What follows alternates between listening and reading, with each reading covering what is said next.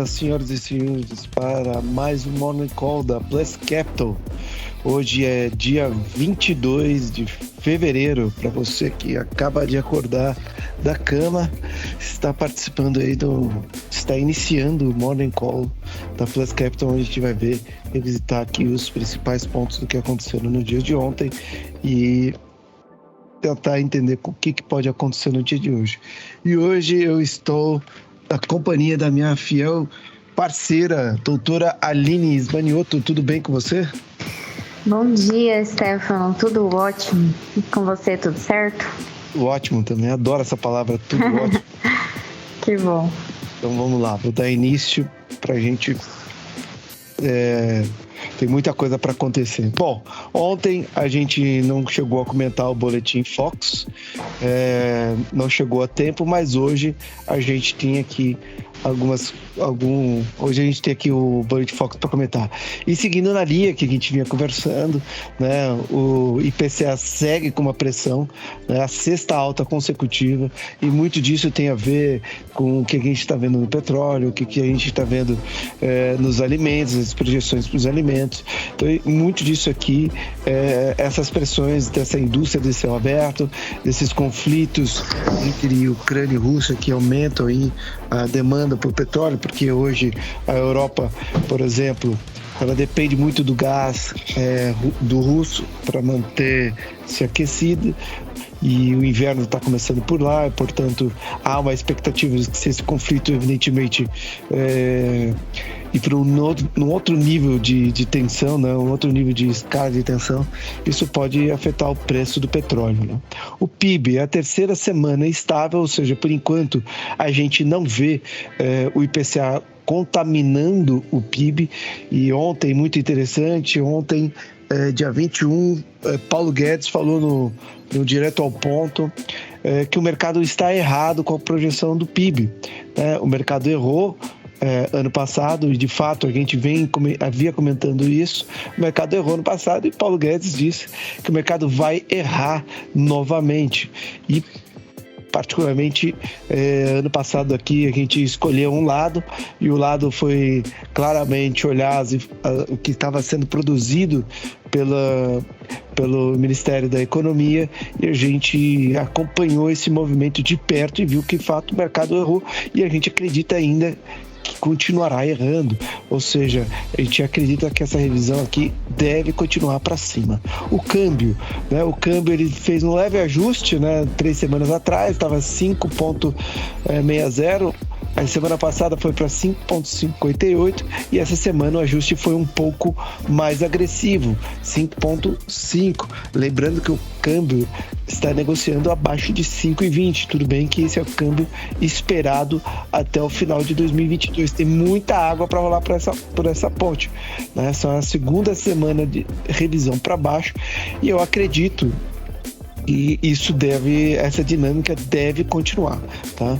E Selic, uma semana estável depois de uma revisão de 0,25 pontos percentuais, pips, né, para cima, né? Saímos de 11,75, fomos para 12,25. Uma expectativa de que isso deva se continuar, essa dinâmica. Na semana passada, o presidente do Banco Central, Roberto Castello Branco, disse que a dinâmica de inflação ainda não terminou, né? Embora a gente já não tenha o choque de petróleo, isso deve dar um alívio de fato no IPCA, que deve sair hoje, a gente vai comentar sobre isso. Ainda assim, tem outros fatores que devem pressionar a inflação, e, portanto, ele acredita que essas revisões, que a taxa Selic ainda deva se persistir em patamares elevados, até de fato ele ficar à frente da curva, né? Para que ele efetivamente consiga controlar a inflação. Tá? Esses foram os principais pontos. Covid, a gente já comentou um pouco de ontem. Aqui também nada mudou em relação a ontem. E aqui eu trouxe um pouco, né, só para a gente entender a questão desse conflito entre Ucrânia e Rússia, né, para deixar bem claro, né, essa área aqui que a Rússia está brigando, né, para justamente, né, que todo esse conflito, evidentemente, o que significa, né? A OTAN, que são todos esses países aliados aqui da OTAN, não podem adicionar um novo participante do grupo do membros da OTAN, se esse grupo estiver em guerra.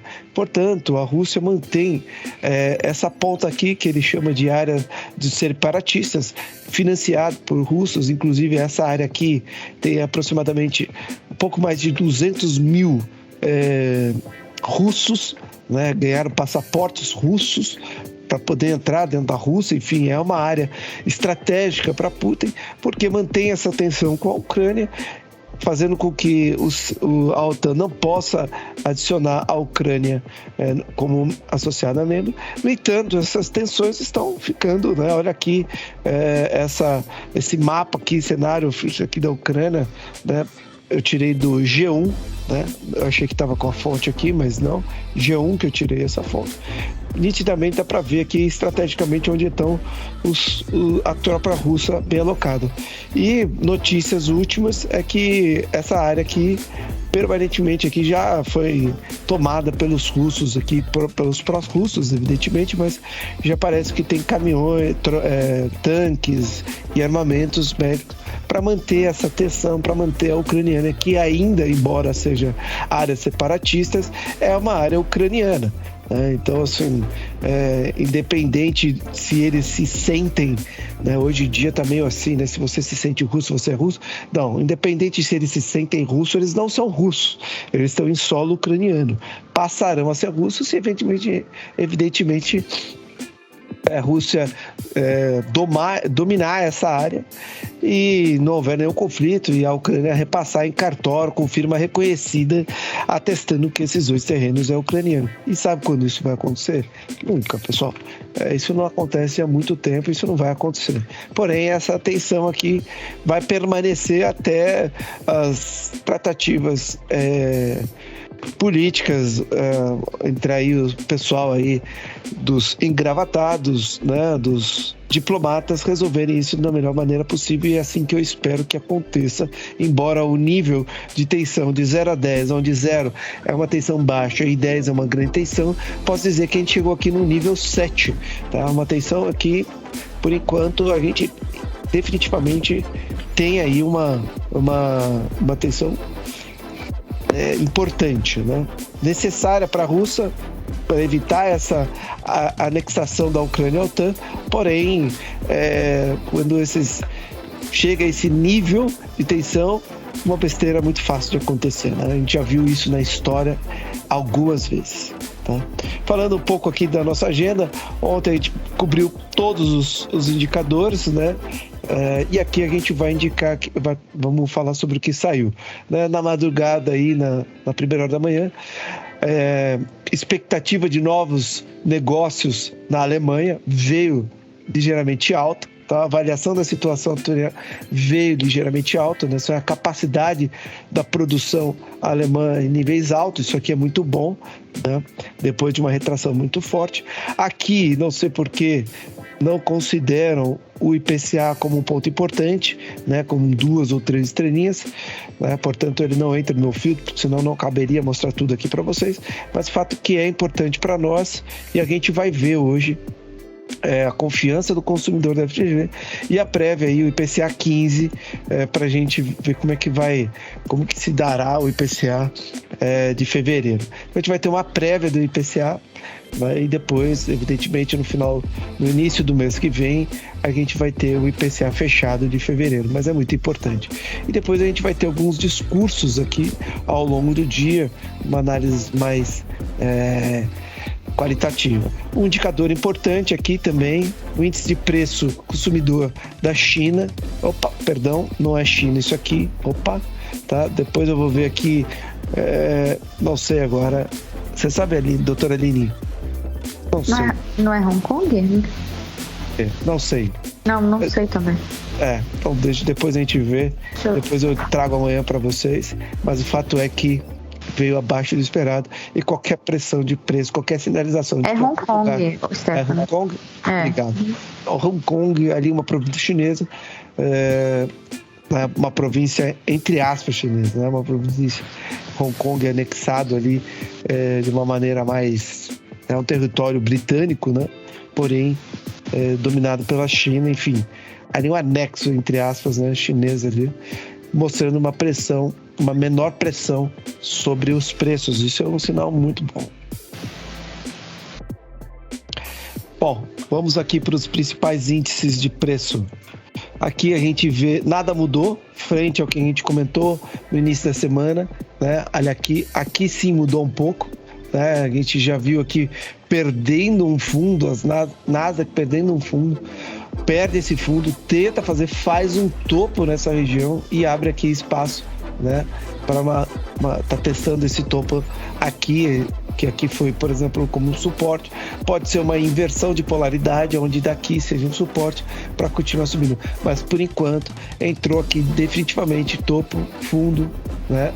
Topo, fundo, numa tendência de queda como aqui, topo, fundo, topo, fundo, topo. Lembrando que isso é um gráfico semanal, cada barrinha dessa é uma semana, ou seja, é um movimento aí bem relevante. Tá? E aqui a gente vê esse índice com mais de 2.000 ações small caps, que já sinalizava que isso poderia acontecer com os principais índices americanos.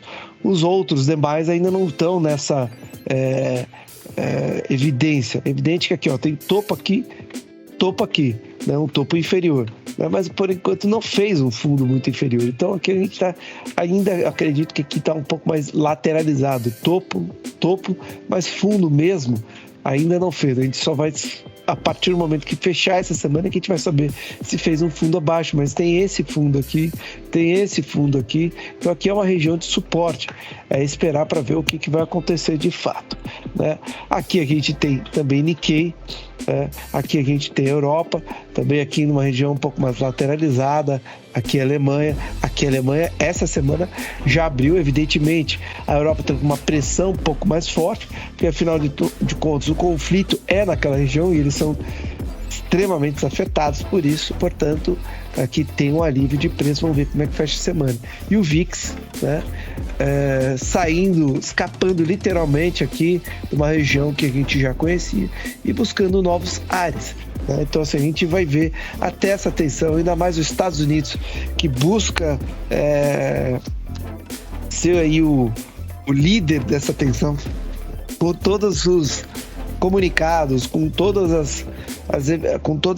a postura americana até aqui agora, mostrando um descontentamento muito grande com o que está acontecendo nesse conflito. Ontem mesmo já ia liberar uma lista de sanções a partir do momento que Putin reconheceu essas áreas separatistas que a gente falou como legítimas.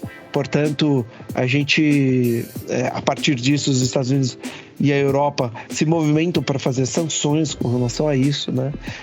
Esse é o primeiro estágio, entre aspas, de conter um conflito, né? Você trava os negócios desse país, no país, por exemplo, como os Estados Unidos, então você tira uma fonte de liquidez para esse país, para mostrar, olha, se continuar, você vai perder literalmente acesso temporariamente a esses recursos, né? E aqui, infelizmente, com toda essa escalada de conflito, com toda essa possível demanda, a gente vê aqui o petróleo literalmente ganhando novos ares, né? A gente vê isso acontecendo porque, afinal de contas, a Europa é muito dependente de energia e se eventualmente não tiver condições, não ter acesso ao gás da Rússia, vai ter que demandar petróleo, tá? E a gente já viu, né, que nem diz um analista de um canal, de assuntos militares, um canal que eu recomendo, chamado Hoje no Mundo Militar, que não existe países bons ou países ruins, né? Cada país tem o seu interesse, né? É muito complicado você dizer que um é ruim e o outro é mau. Tanto nesse momento a gente vê os Estados Unidos abrindo concessões para o Irã voltar a produzir e a vender para os Estados Unidos, ou seja, é muito louco esse jogo geopolítico, né? E aí você vê, embora o Irã vai atender uma certa demanda de petróleo, produzir um pouco mais de petróleo, a demanda não parece ser lá superior e muito provavelmente isso vai encarecer a matéria-prima como um todo. tá? Como está mostrando aqui nos gráficos atuais. Hoje, lógico, hoje é terça-feira, muita coisa pode acontecer ainda, mas por hora, principalmente no Brent, topo máximo, tá? Topo máximo indo ali para direção dos $100, tá? E aqui a gente vê, segue aqui um alívio nos títulos públicos americanos, né? Bem pequeno, mas insignificante, mas segue um alívio. Um pouco,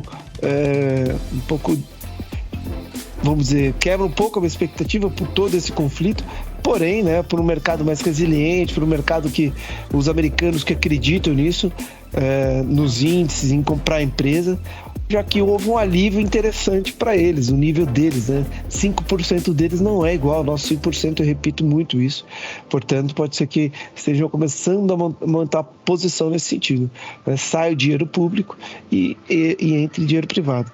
E o ouro, né, uma escalada que a gente vem comentando, né, superou o topo anterior, né, rompeu forte aqui, evidentemente que o volume aqui não dá para ser tão visível, mas vê que foi uma escalada crescente aqui de volumes, rompeu aqui, vamos ver o que vai acontecer ao longo dessa semana também, mas sinalizando que o ouro passou a configurar em ativos, como opções de ativo agora no curto prazo. Tá? Um ativo que estava bem lateralizado, bem esquecido, a gente via comentando aqui, não estava servindo como uma sinalização de que o dinheiro poderia estar para Porto Seguro, talvez possa migrar daqui para cá, por exemplo, né?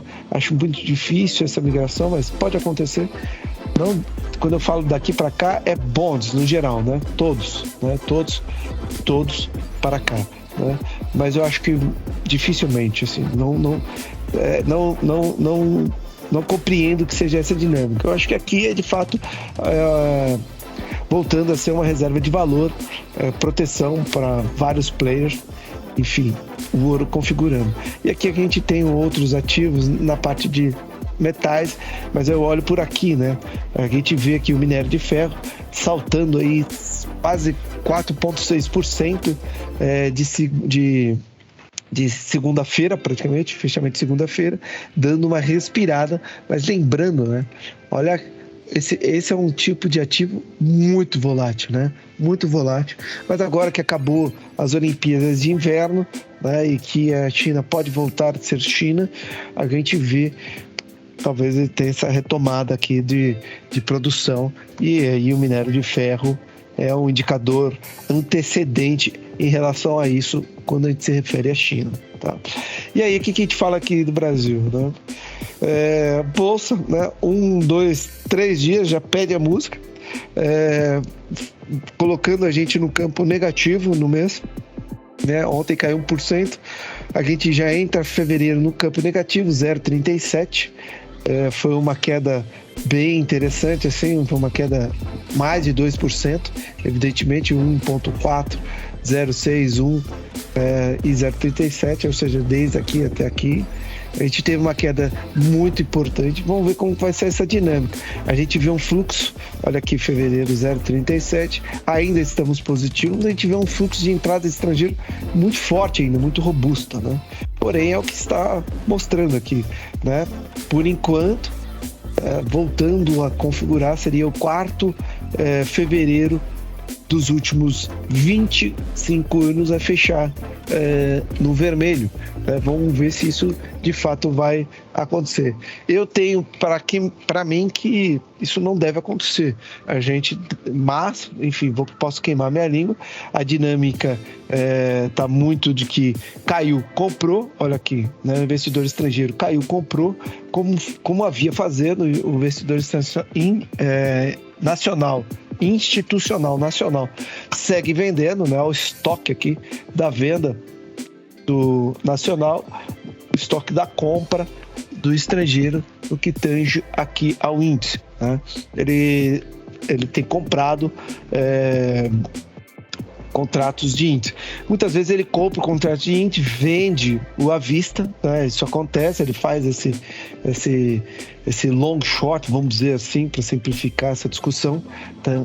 E o institucional, nesse caso aqui, tem vendido ambos, né? Não vejo institucional comprando o à vista nesse momento, tá?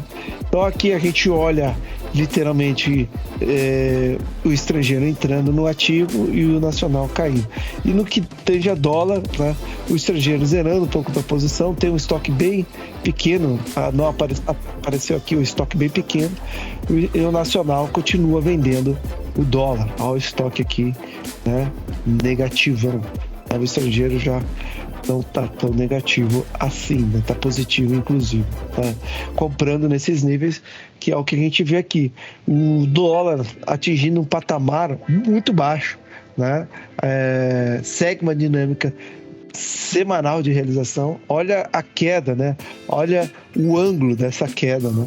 A gente consegue ver aqui o ângulo dessa queda, ou melhor dizendo, aqui por aqui também, te vê que é uma queda muito vertiginosa, tá? Uma queda forte aqui, né? Do dólar, que se reflete nos ajustes do Focus, como a gente viu.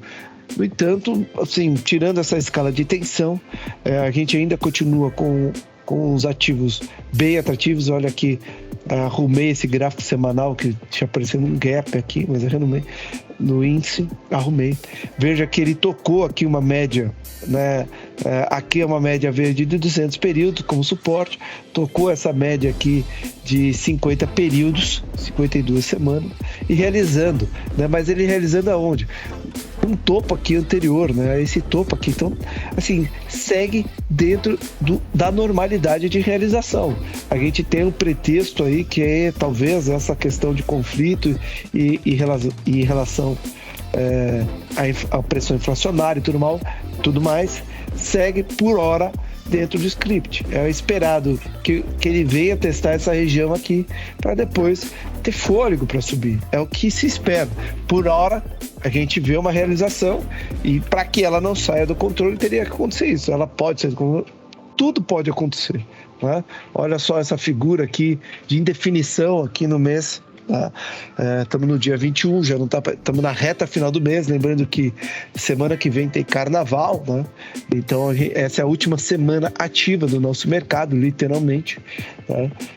De fevereiro. Então pode ser sim que a gente tenha uma dinâmica de recuperação, ou a gente abra um espaço para fechar fevereiro no negativo e posteriormente. Agora fica ruim se a gente perde essa região aqui e volta a testar aqui, e aí enfim, para a gente chegar nesses níveis, a gente volta a toda uma depreciação dos ativos, que está em temporada de balanço e tem apresentado ótimos resultados. Não é bons resultados, alguns apresentados ótimos resultados, né? E aqui no diário a gente vê, né, testando aqui também a média de 200 períodos e realizando. Então, assim, minha expectativa é que pare por aqui, tá? Nessa região de 108 mil pontos. Essa é a minha expectativa. Vamos ver o que vai acontecer. E o dólar segue no diário perdendo, fazendo novas mínimas, né?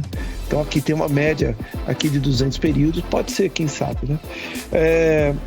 Indo um pouquinho mais rápido, porque já estou no avançado do tempo, a gente tem o petróleo segurando um pouco a bolsa. Olha só aqui, Petro e Vale, né? Ontem subiu 0,35%, segurou um pouco a queda, né, da bolsa, ou seja, o índice fechou em 0,94. Se não fosse Petro e Vale, teria fechado em 0,20, ou seja, Petro e Vale aí subiu 0,35%, e tem acontecido no mês, na semana e no mês.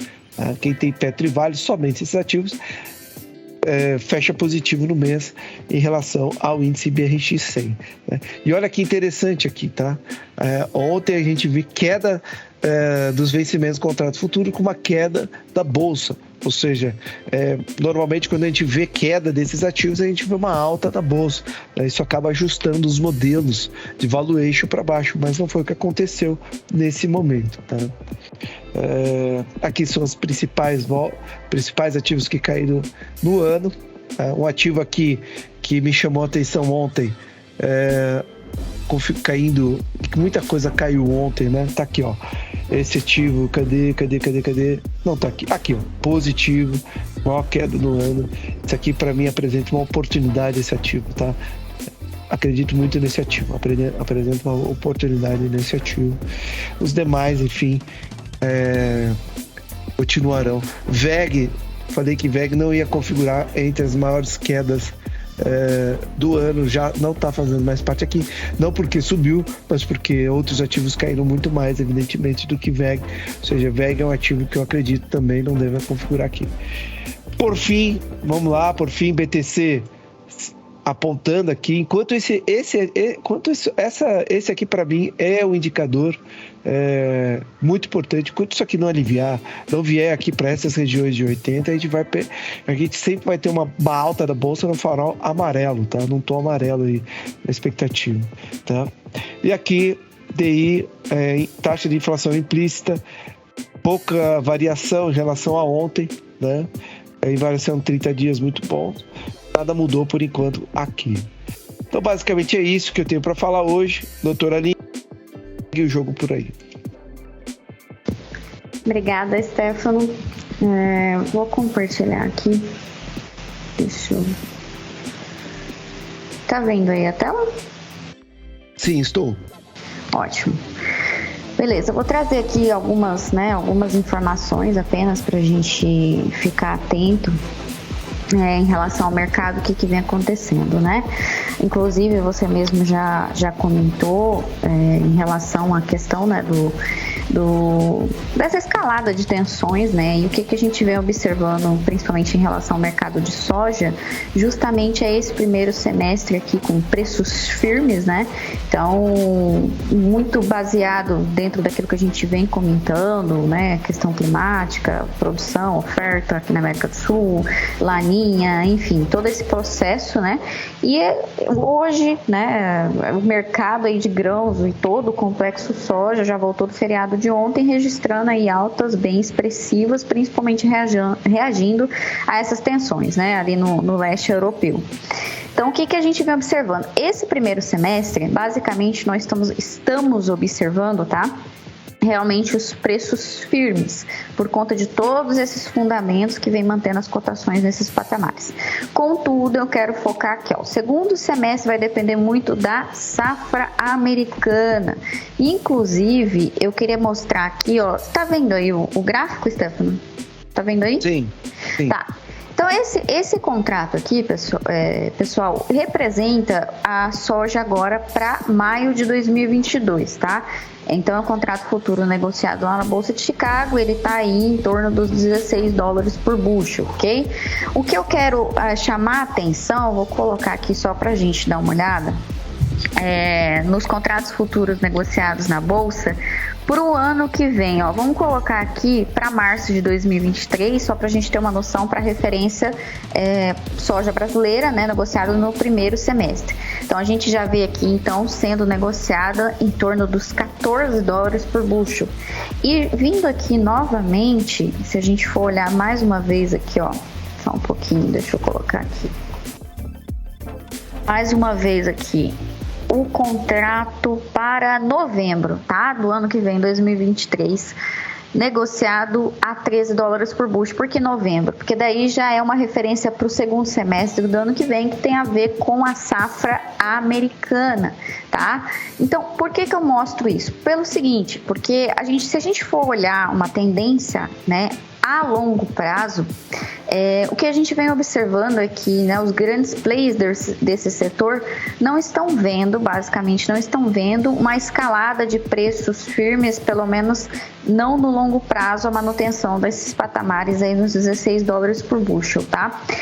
Basicamente, a gente tem, então, uma atenção, principalmente para a safra americana, pois existe uma projeção, né? Inclusive o USDA vai trazer aí, entre os dias 24 e 25, uma projeção para que a área de produção aumente por lá, né? Então, pelo que a gente vem observando, o mercado não está vendo a longo prazo a manutenção das cotações nesses patamares. É lógico que muita coisa pode acontecer, mas é importante a gente ficar atento no longo prazo, porque hoje, atualmente, o primeiro semestre a gente está com os preços firmes, mas a longo prazo isso pode mudar. Isso é muito importante, principalmente para o agricultor, né? Ou, logicamente, para o investidor em commodities, ficar atento a essas projeções, né? Essa tendência de preços para soja, tá? E, logicamente, voltando agora para o curto prazo, é importante a gente frisar aqui que o nosso maior estado produtor, que é o Mato Grosso, já está com 70% da sua área colhida, tá? Contudo, o que a gente vem observando são aí soja, né, com problemas. A gente vem observando aí que tem muita soja avariada, que a gente fala, né, com a qualidade do grão muito ruim, né? Mas nesses últimos dias as chuvas deram uma trégua, a gente teve chuvas menos volumosas aí nessas regiões produtoras e favoreceram o processo da colheita, o que fez esse número aqui avançar, tá? Inclusive, falando aqui um pouco de clima, é importante também o investidor e também o produtor ficar atento, ó, esse modelo aqui climático, esse mapa aqui, né, ele traz aí uma projeção também, do NOAA, do Departamento ali internacional norte-americano, né, que traz uma sequência de anomalias, né, do clima, basicamente focado ali no Laninha, tá? E o que eu quero focar? Se a gente for observar, ó, essa área aqui no Pacífico, tá, representa um resfriamento da água do Pacífico e ela tá, né, numa proporção aí muito grande. Se a gente for observar o Oceano Pacífico, uma área muito extensa do oceano, e aqui também que é preocupante na área aqui do Oceano Atlântico. Então, segundo alguns especialistas nessa área que eu venho assim acompanhando, isso aqui pode trazer uma continuidade da influência do Laninha até para a safra do ano que vem, tá? Para a temporada aí 2023, trazendo ainda esse reflexo de variação, né, anormal, vamos dizer assim, do regime de chuvas, onde a gente tem aqui uma sequência de secas intensas no sul da América do Sul e chuvas com intensidade aqui no centro-norte, por exemplo, tratando mais do Brasil, né?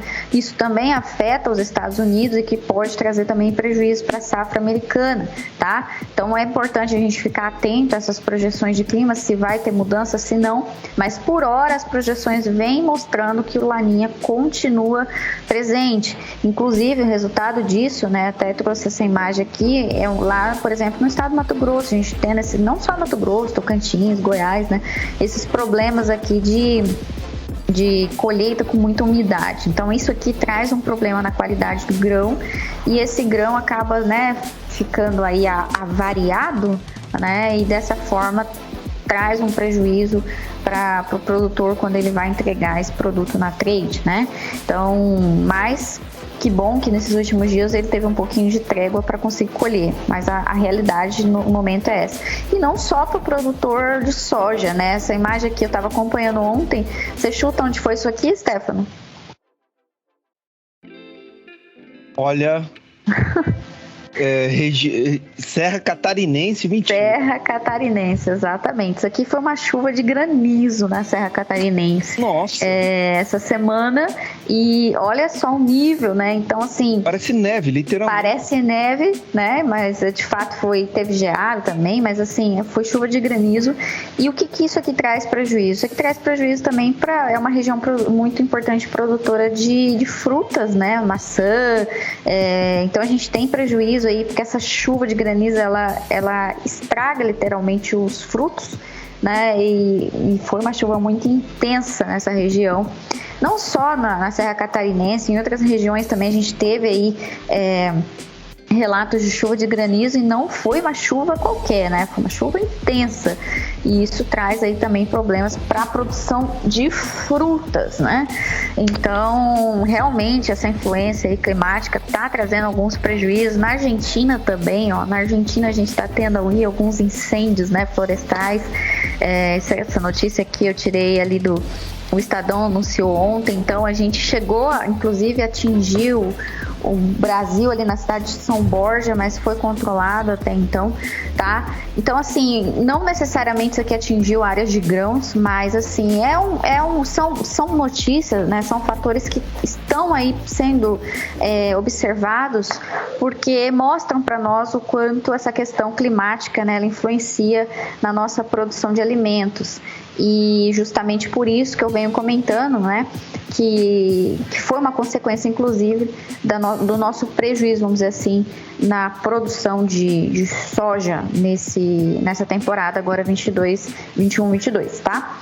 E quanto a isso, né, baseado em todos esses fatores de oferta, de tensões geopolíticas, a gente está vendo aí o complexo soja aí voltando em alta, os futuros de óleo de palma na Malásia renovaram máximas históricas, alta do petróleo. A demanda por óleo da Índia e da China continuam puxando os futuros, não só de óleo vegetal, mas também de petróleo. A Índia comprou dos Estados Unidos 120 mil toneladas de óleo de soja, ou seja, 25% do total do programa, né, americano.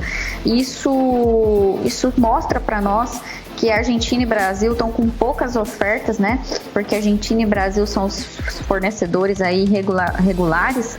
Então, sem contar que essas tensões aqui entre Rússia e Ucrânia ajudam um pouco mais, né? Colocar lenha nessa fogueira, porque o leste europeu é o maior fornecedor global de óleo de girassol, 80% das exportações globais. Então, a situação dos óleos está realmente aí complicada, né? Os futuros de farelo, de óleo, continuam subindo lá na China, principalmente os vencimentos mais curtos. Então, assim, o óleo de palma também subiu lá na Bolsa de Dalian, mais de 3,5%. Então, isso são sinais, né, de que existe uma demanda intensa e uma oferta um pouco menor.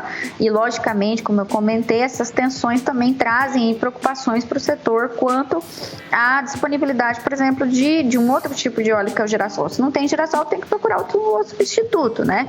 E justamente é o que traz aí fundamento para que, mais uma vez, os preços se mantenham firmes.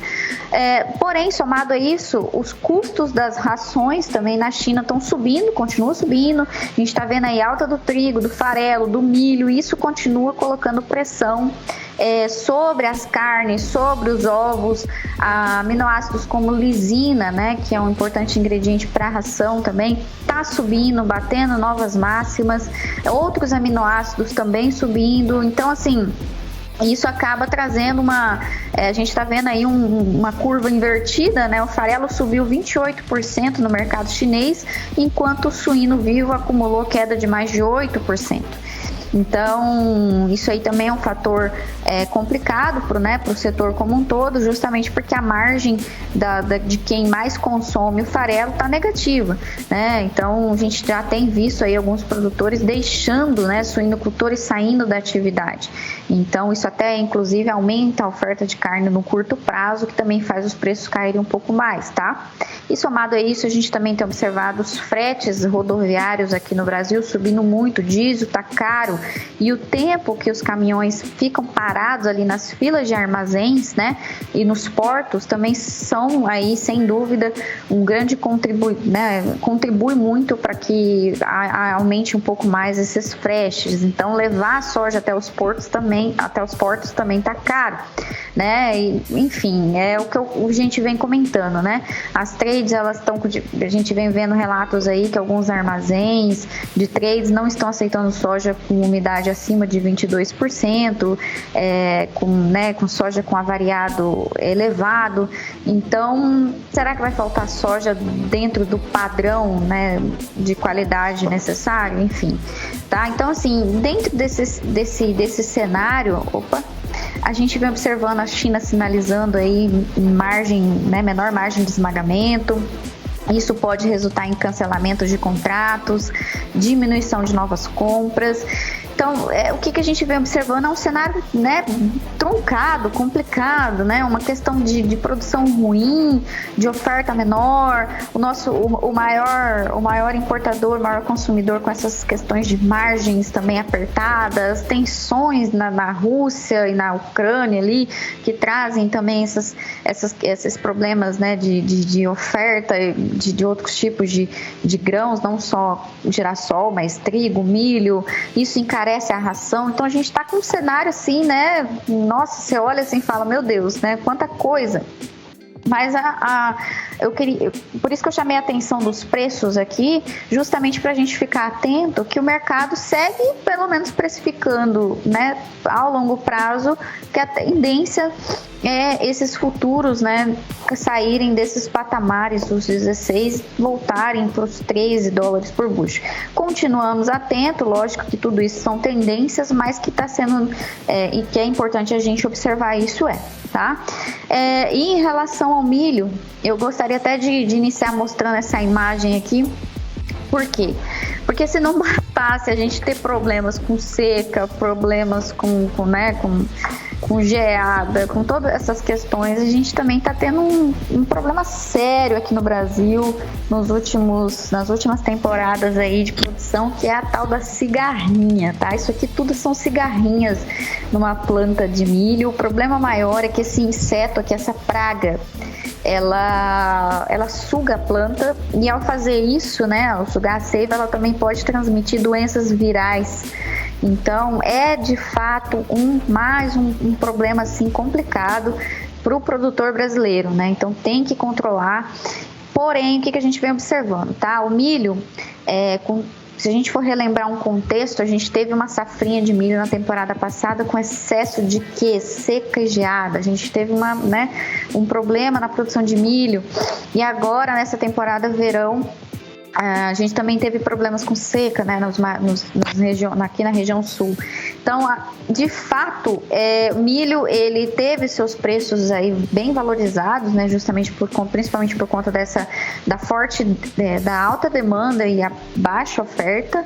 E agora o cenário também ainda continua, né, os fundamentos continuam mantendo os preços do milho em altos patamares. Os vencimentos negociados na B3 ontem tiveram um dia de alta, tá? Negociados aí em torno de R$97 por saca o contrato para março, o maio 95. Então, o que a gente vem observando? A B3, ela está aí num patamar mais estável dentre esses valores.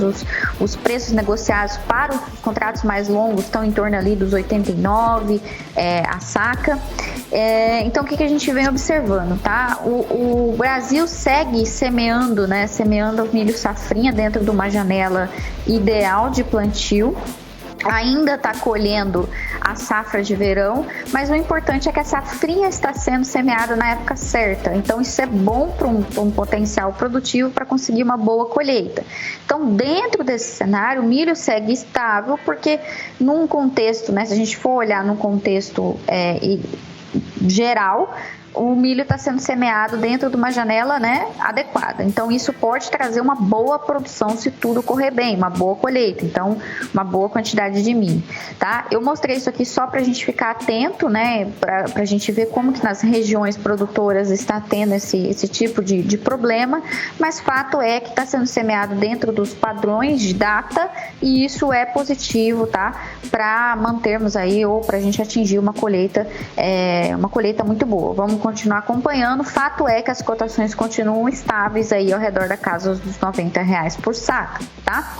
E pra gente finalizar, trazer aqui algumas informações do mercado de boi gordo. Ontem a gente teve aí um mercado com leves baixas, tá? Mas assim, o que de fato eu quero mostrar é que o mercado pecuário segue estável, tá? Principalmente diante do que eu venho sempre comentando aqui. A gente está com uma baixa oferta de animais terminados, né? Ainda terminados, no caso, prontos para abate. Mas o fato é que o que vem mesmo mantendo os preços nos patamares ao redor dos R$340 por arroba, né? Negociado aqui no mercado futuro, é uma demanda externa, porque a demanda interna está limitando qualquer movimento de alta, tá? Então, o que de fato vem mantendo é a demanda externa. Se a gente for observar em termos de números, a demanda externa anda bem aquecida, né? Principalmente por conta do consumo de Estados Unidos, Egito e China, tá? Eu trouxe até essa tabelinha aqui, eu estava lendo uma notícia aqui, a fonte do site, né? E a gente observa que o seguinte, a receita, né, de exportação, a receita dos embarques, ela teve um incremento, tá? Um incremento de quase, deixa eu até olhar aqui, a gente teve um incremento de quase 74%, tá? No valor exportado. E em termos de volume, olha só, no mês de fevereiro do ano passado, o fevereiro inteiro exportou aí em torno de 102 mil toneladas. Só até agora, até dia 20, a gente está em 110. Então, assim, a projeção é que a gente termine em fevereiro com 154 mil. O que eu quero dizer com isso? A gente está vendo uma escalada de continuidade da demanda externa, tá? Da exportação de carne se manter e aumentar, né? Se a gente for observar aí variação de tonelada embarcada por média diária, aumentou 39%. Então, assim, é um cenário que eu queria mostrar para vocês que, de fato, né, os números têm mostrado que a demanda externa está aquecida e é o que tem mantido aí os preços nesses altos patamares, principalmente aquecida por consumo dos Estados Unidos, do Egito e da China, tá bom? Então, assim, a gente ainda está, então, nesse contexto, a entrada de animais ainda lenta, né? A gente está tendo embarques dificultados pelo excesso de umidade, também por essa questão de animais terminados ainda um pouco restrita e demanda externa aquecida. A única coisa que, de fato, vem limitando um pouco o movimento de maior alta é a nossa demanda interna, que está limitando um pouco, né? O brasileiro está realmente, infelizmente, sem muita competitividade para absorver as altas do mercado aí de carne, tá? Mas o cenário, por hora, ainda é positivo para quem exporta, principalmente. A atenção, principalmente, tem que ficar em relação ao câmbio, né? O câmbio o real tem se valorizado aí frente ao dólar e isso diminui a competitividade da carne brasileira, né, no mercado externo. A gente sabe que um dólar valorizado é melhor no sentido de exportação, mas por hora, né, estamos tendo demanda e a carne brasileira, por ser uma carne de qualidade, continua bem competitiva, certo? Alguma dúvida? Algum questionamento? Não, maravilha. Ótimas notícias, muito obrigado. Impressionante ver aí o que tem acontecido com essa fábrica a céu aberto. Impressionante. Bom, já do adiantar das horas, quero agradecer, como sempre, essa parceria com a doutora Aline, minha colega de trabalho, de empresa. Inclusive, aqui está www.pluscapital.com.br. Tá? Se você quer conhecer um pouco mais do nosso trabalho, venha visitar o nosso site. Aqui tem também todos os morning calls que a gente já fez por aqui, tá bom? Quero agradecer demais a todos que chegaram até aqui com a gente. Desejo uma ótima semana. Doutora Aline, um ótimo dia para você e até amanhã. Obrigada, Stefano. Obrigada a todos. Um ótimo dia para todos nós. Até amanhã. Até amanhã.